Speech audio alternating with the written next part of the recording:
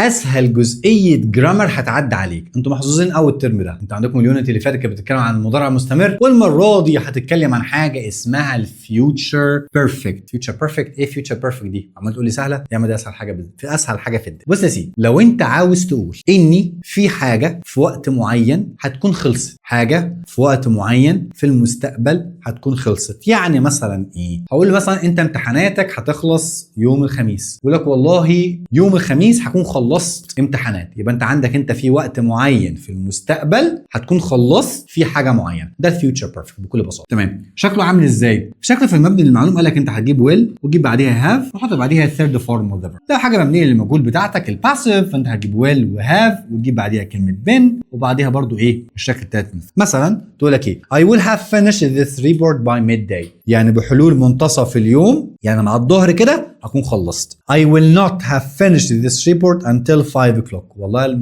مش هقدر اخلصه، ما هيكونش خلص لغايه الساعه 5. Will you have typed، هكون خلصت كتابه all these letters by the time the boss arrives، يعني لحد ما يوصل للمدير هكون حضرتك خلصت. How many letters will you have typed before the boss arrives، هكون طبيعي عدد الخطابات هكون كتبتها قبل ما يوصل ايه الباص. يبقى كده معناها ان في حاجه هتكون خلصت في وقت معين فين في المستقبل. ابطال في بعض الكلمات اللي هي بتدل عليه شويه، وحاجه انا بقولها كتير جدا، اوعى تعتمد على كلمات معينه عشان دول خداعين. انا عايزك تفهم الجمله. عندك مثلا كلمه before by وبعديها وقت معين، تمام.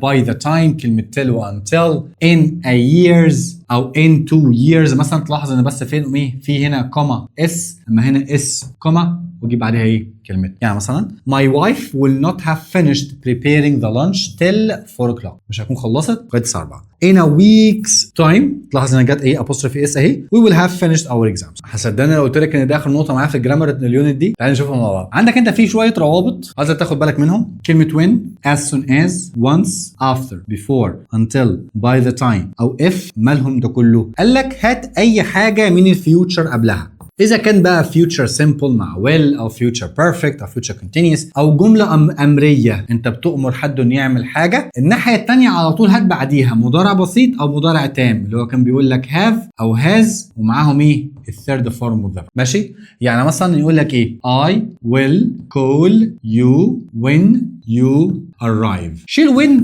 وحط مكانها أي حاجة من دول صح. يعني أدي جملة إيه؟